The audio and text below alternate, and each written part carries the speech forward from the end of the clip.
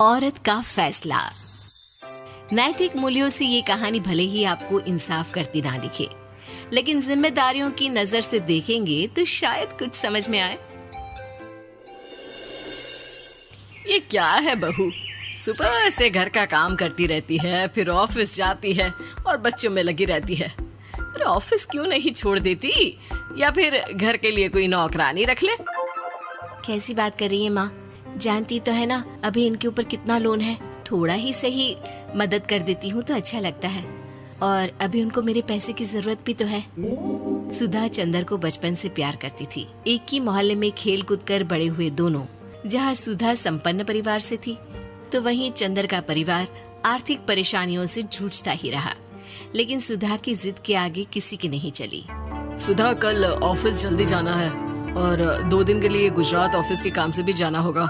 अरे कैसी बात कर रहा है बेटा, बहू को अगले महीने बच्चा होने वाला है, इस वक्त तो उसके साथ रहे। अरे कोई बात नहीं ना माँ, उनको जरूरी काम होगा, वरना मेरा चंदर ऐसे वक्त में मुझे छोड़कर कभी नहीं जाता।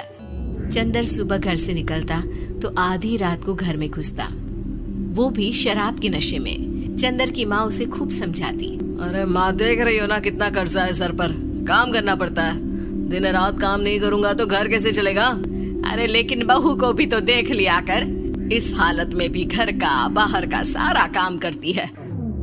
चंदर तो जैसे माँ की बात सुनकर भी अनसुना कर देता है। ऑफिस के बाद चंदर का फोन माँ के पास आता है। माँ, वो ऑफिस के काम से आज रात के लिए पास के शहर के ऑफिस जाना पड़ रहा है, कल सुबह आ जाऊंगा। सुधा रात को कमरे में सो रही होती है कि उसके पेट में दर्द होता है। सुधा चंदर को वीडियो कॉल करती है। इनको फोन कर लो, शायद कुछ आराम मिले। लेकिन 10 बार फोन करने पर भी वो सुधा का फोन नहीं उठाता। ऑफिस के काम से गए हैं, हो सकता है बिजी हो। कितनी मेहनत कर रहे हैं हम लोगों के लिए। सुधा सो तो जाती है, लेकिन अकेले उसे कमरे में डर लगता है। अगले रोज चंदर घर आता है, जहाँ सुधा ऑफिस जाने के लिए तैयार हो रही थी। तुम आज भी ऑफिस जाओगे? कल रात भर तो ड्यूटी की है, थक जाओगे, छुट्टी ले लो ना। अरे नहीं, कैसी बात कर रही हो, ये तो पॉसिबल ही नहीं है। अच्छा रुको, मैं जल्दी से तुम्हारा खाना और नाश्ता बना देती हूँ। बेचारी सुधा ऑफिस जाना छोड़कर लग जाती है पति के लिए खाना बनाने, उसके कपड़े प्रेस करने और जरूरत का सामान मुहैया कराने के लिए। हो सके तो रात की ड्यूटी मत लिया करो ना, मुझे बहुत डर लगता है। अरे यार क्या है, तुम तो ऐसे बिहेव कर रही हो कि तुम ही अकेली हो जिसे बच्चा होने वाला है। इतने लोगों के पति जो काम के सिलसिले में बाहर होते हैं, उनका क्या? सुधा को चंदर के मुंह से ये बातें अजीब लगती है। अरे हुआ क्या है तुमको? पहले तो तुम मेरा कितना ख्याल रखते थे, मेरे पास रहते थे, मेरी दवा से लेकर खाने पीने तक का सारा ख्याल। और अब इस बार तो तुम एक दफा भी मेरे साथ डॉक्टर के पास नहीं आए, क्यों? अरे पागल हो गई हो क्या? पागल वाली बात कर रही हो। काम धंधा देखो या फिर तुम्हें लेकर टहलता फिरूं। और मुझे शुक्रवार की रात को काम से निकलना है, सोमवार आऊंगा। सुधा को समझ में नहीं आता कि क्यों अचानक से चंदर को फील्ड का काम मिल गया है। लेकिन एक दिन, सुधा, मैं और चंदर जरा एक रिश्तेदार के घर जा रहे हैं, तुम भी तैयार हो जाओ, घर में अकेली कैसी रहोगी। अरे नहीं, इस हालत में इसे लेकर जाना ठीक नहीं है।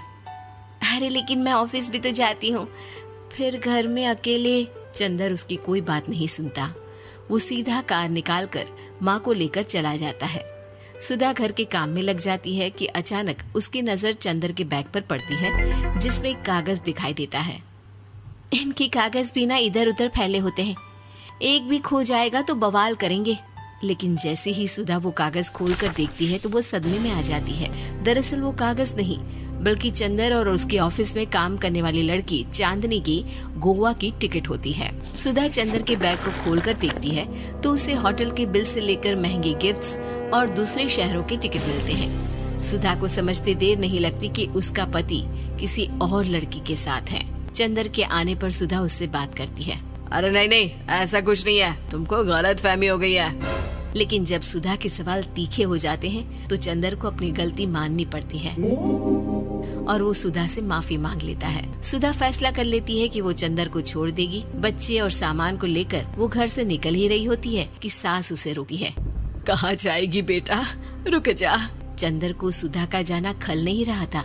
वो झूठे मुंह भी उसे रोकने की कोशिश ही नहीं कर रहा था। सुधा चंदर को देखती है और मायके चली जाती है। मायके में माँ कहती है, अरे ऐसे कैसे घर छोड़कर आ गई? कौन सा चंदर तुझे छोड़ रहा था? माफी तो मांग ली थी ना। देखो बेटा, बेटी डोली में जाती है और अर्थी में ही निकलती है। पर पापा, मेरा आत्मसम्मान, उसका क्या? आपने मुझे पढ़ाया लिखाया है, इस लायक बनाया कि मैं खुद का खर्चा उठा सकूं, बेटी को पढ़ा सकूं, एक अच्छा जीवन पाऊं। अरे लेकिन पति की जरूरत तो होती है ना सुधा दीदी, और अगर आपको नहीं है तो इस बच्ची का सोचो जो अपने पिता से इस कदर जुड़ी है। आने वाले बच्चे की सोचो जिसके आने से पहले ही आपने पिता का प्यार से दूर करने की सोच ली। सुधा फोन देखती है लेकिन चंदर का कोई कॉल नहीं होता। वो समझ नहीं पाती कि अपने आत्मसम्मान के बारे में सोचे या बच्चों के बारे में। मम्मी, हम नाना नानी के घर से दादी और पापा के पास कब जाएंगे? नहीं जाएंगे बेटा, अब यहीं रहेंगे। नहीं मम्मी, मैं पापा के पास जाऊंगी, मुझे दादी के साथ रहना है। और मेरे साथ? हाँ, आपके साथ भी तो, सबके साथ माँ। देखो सुधा दीदी, आपके सर पर पिता का साया होना जरूरी होता है। अपने घमंड के लिए पिता और बेटी को अलग मत करो। सुधा अब सामान उठाकर अपने ससुराल जाने लगती है, लेकिन मन में सवाल रह जाता है कि जिसे दुनिया घमंड समझ रही है वो उसका आत्मसम्मान था। चंदन ने माफी जरूर मांग ली, लेकिन कभी ये एहसास नहीं दिलाया कि वो सिर्फ उसी का है।